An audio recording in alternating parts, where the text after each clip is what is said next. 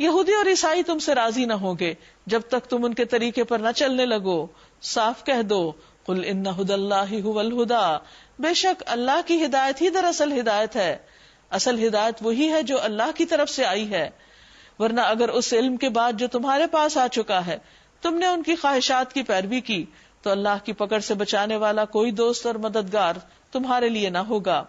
یعنی جس کے پاس کتاب کا علم آ جائے پھر وہ اس کو چھوڑ کر اپنی خواہشات کے پیچھے چلے تو وہ اپنی جان پہ ظلم کرنے والا ہے.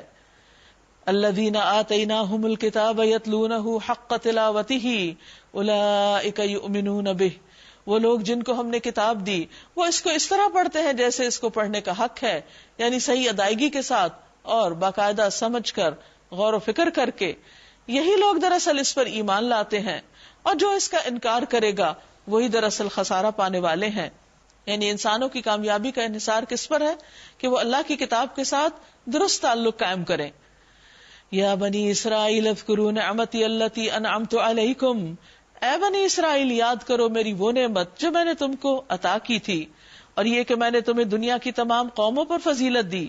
اور ڈرو اس دن سے جب کوئی ذرا بھی کسی کے کام نہ آئے گا، نہ کسی سے فدیہ قبول کیا جائے گا، نہ کوئی سفارشی آدمی کو فائدہ دے گی، اور نہ مجرموں کو کہیں سے کوئی مدد پہنچ سکے گی. یعنی ہر شخص اپنے کیے کا خود ذمہ دار ہوگا. وَإِذِ ابْتَلَىٰ إِبْرَاهِيمَ رَبُّهُ بِكَلِمَاتٍ فَأَتَمَّهُنَّ، یاد کرو جب ابراہیم علیہ السلام کو اس کے رب نے چند باتوں میں آزمایا تھا.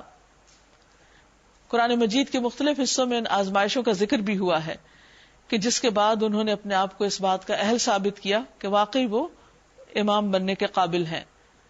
قال انی جاعلک للناس اماما، جب انہوں نے سارے ٹیسٹ پاس کر لیے تو اللہ تعالیٰ نے فرمایا کہ میں تمہیں لوگوں کا امام بنانے والا ہوں.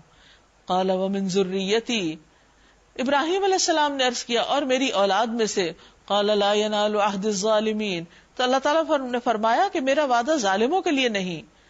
اور یہ کہ ہم نے اس گھر کعبہ کو لوگوں کے لیے مرکز اور امن کی جگہ قرار دیا، اور لوگوں کو حکم دیا تھا کہ ابراہیم جہاں عبادت کے لیے کھڑے ہوتے ہیں اس مقام کو مستقل جائے نماز بنا لو. اور ابراہیم اور اسماعیل علیہ السلام کو تاکید کی کہ میرے اس گھر کو طواف اور اعتکاف اور رکوع اور سجدہ کرنے والوں کے لیے پاک رکھو.